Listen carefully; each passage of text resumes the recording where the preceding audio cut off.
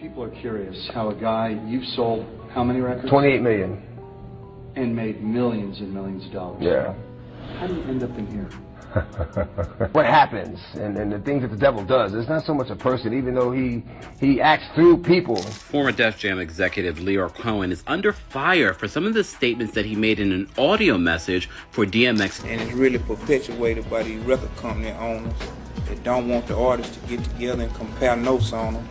Because if we could get together and compare notes, we might learn the game. Pimp C, what happened to him? He died on Mr. Carter's birthday. And Beyonce just did the halftime performance, and the license plate on that Cadillac was Pimp C.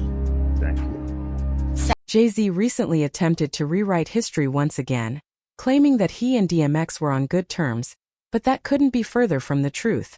In fact, according to a source close to Pimp C who saw right through Jay-Z, DMX had actually been plotting serious payback against Jay, with even stories circulating that DMX planned to put a hit out on Jay. But then both Pimp C and DMX ended up mysteriously dead. Was it really just a coincidence? First, let's make one thing clear.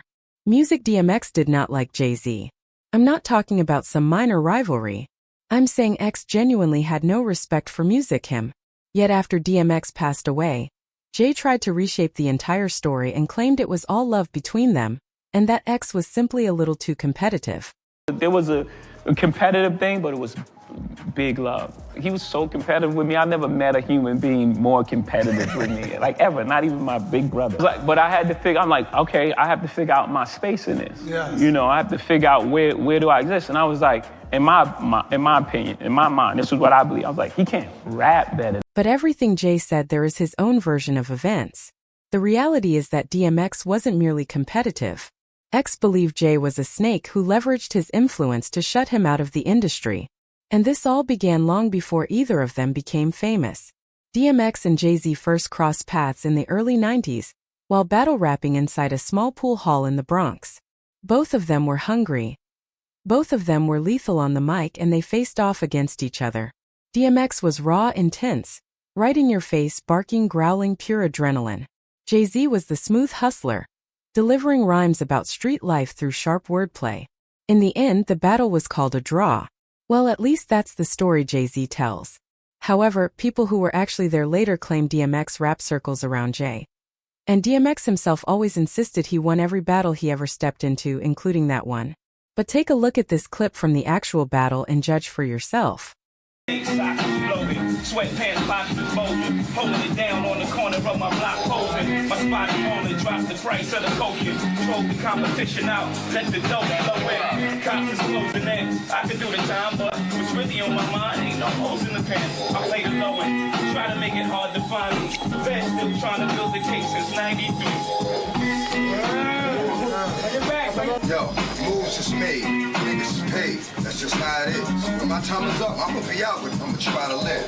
I mean, day by day, ain't nothing sweet about it. Act like you don't know what I'm saying? Read about it. Built for war like an armadillo. Smother your ass, two through the pillow. My shit is brilliant. Manic depressive and my head hurts. No, give me your dough and your hoe in here. Take these fuck hot things. I got things that make niggas spin. Put niggas in the wind where you never see niggas again. I bless a nigga with stitches with thin tight. And a straight razor will put pinstripes across your windpipe. When Jay raps, it's calculated, it's smooth, impressive even. But when X raps, you actually feel that ish. No matter what topic X touched on, it always became a story you could clearly picture through his lyrics. And then his voice alone was enough to leave an impact. His flow, cadence, and delivery were on another level. And there's honestly nothing like it today. And Jay knew that. He claimed the battle ended in a draw, but he could see and hear the way the crowd responded whenever X grabbed the mic. And he was envious.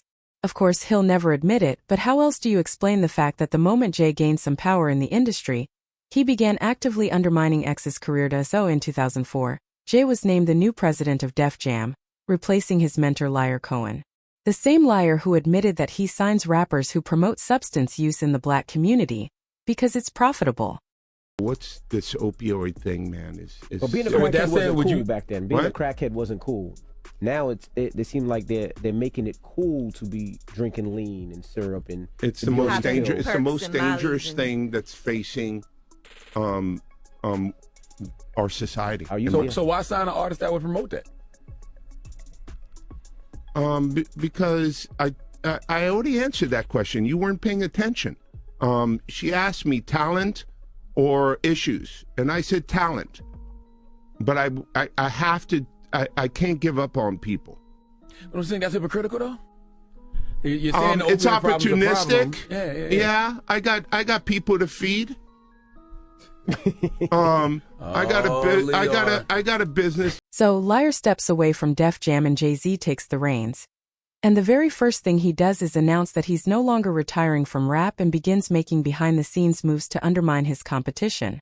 And DMX, he was the biggest threat on the roster. See, DMX made history at Def Jam. He became the only artist ever to have his first 5 albums debut at #1 on the Billboard 200. That's 5 consecutive #1 albums from 1998 through 2003.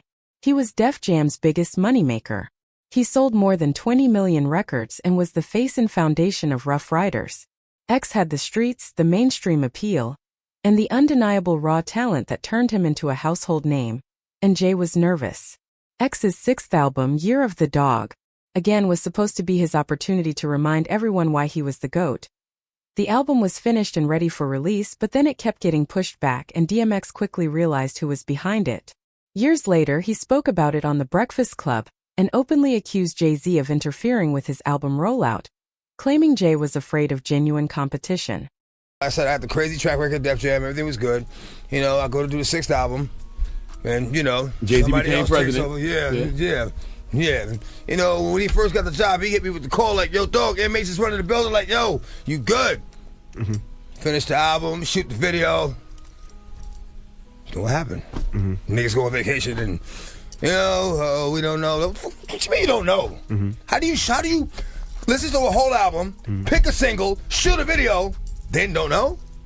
Okay, I see what's really good. You're trying to eliminate the competition. You know, because at first you retire, you know, then get me off the label, now you're back rapping again. Okay. It's all good.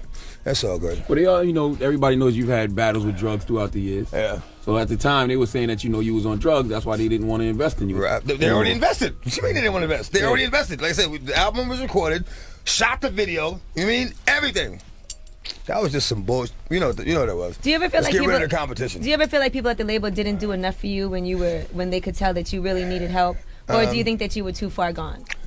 No, I was never too far gone. I mean, they just, all I needed was just do me like you do everybody else. You know, you don't sit there and you know, speculate about this and think about this and assume this. Just do me like you do everybody else. And that's. Now, I know some people are going to bring up the fact that Def Jam let DMX leave and that Jay supposedly cleared his $12 million debt, but the reality is far more complicated than the headlines made it sound out on paper. Jay approved X leaving the label without any debt hanging over him. But here's the thing, that wasn't some generous favor, it was a business move. First of all, it was money DMX had already earned through advances and recording expenses. Essentially, he was in debt because the label had advanced him money that his album sales hadn't completely recouped yet. Second, JayZ didn't cover that money from his own bank account. He was the president of Def Jam, which meant he had the authority to write off the debt as a corporate decision. But most of the articles framed it as if Jay personally paid that debt himself. And then third, the timing. By the time Jay allowed DMX to leave, the damage had already been done and X felt like he had been sabotaged, and his momentum had already taken a hit. Jay had spent years using his position to make things harder for X, and then only after DMX wanted out did he let him go. It cost JayZ nothing out of pocket, but it helped paint him as the bigger man while DMX walked away with a career that had already been hurt. Now this is where things get messy. Allegedly, DMX started planning his revenge. Fast forward to JayZ's feud with Nas, and Nas claimed in an old interview with Felon magazine that Jay genuinely believed he was better than both DMX and Tupac. According to Nas, Jay made those remarks at a party hosted by Steve Stout in 2000, saying that DMX and Tupac weren't true lyricists and that they only connected with struggling street dudes, while Jay had the money crowd buying his records. And DMX took that personally, very personally. But he wasn't the only one. Allegedly, Pimp C, who had always shown tremendous respect for Tupac, also had a problem with Jay's comments and reportedly told people around him that he regretted ever making Big Pimpin' with JayZ. months to convince Pimp to do the record. He was dead set against doing the record. Now, his love for Tupac, was it? It was part of that. Now, that was an issue. Right. That was an issue. There would be things that would come up in conversation. We'd have meetings and sit downs, and we'd have to come to the conclusion to something. And he would look, he had a picture, every house he lived in, he had a picture of Pac in there. And he would look up at Pac. And he'd be like, man, what are you doing? I'm asking Pac what he would do. You know, because that's the level of reverence that he had for Pac, but also in his mind, that was how he wanted to be seen, as a man that stood on something. You know what I'm saying? So if we got to sacrifice fame. But DMX took things even further. According to sources close to Pimp C, X allegedly began thinking about ways to get rid of Jay for good.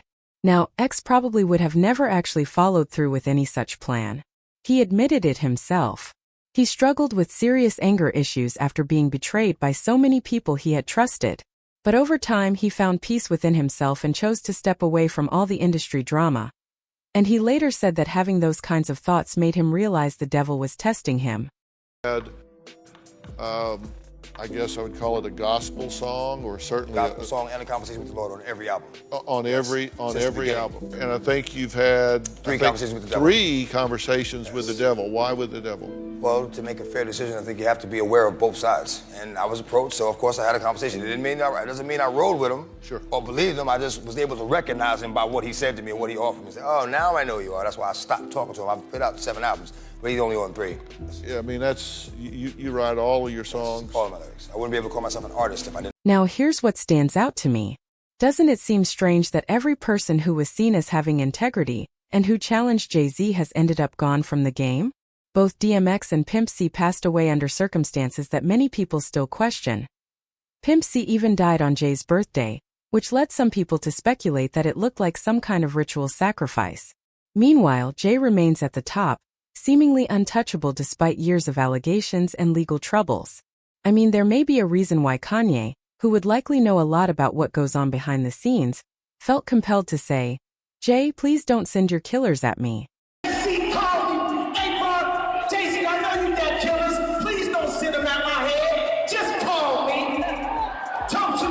And look at what happened to Kanye after that.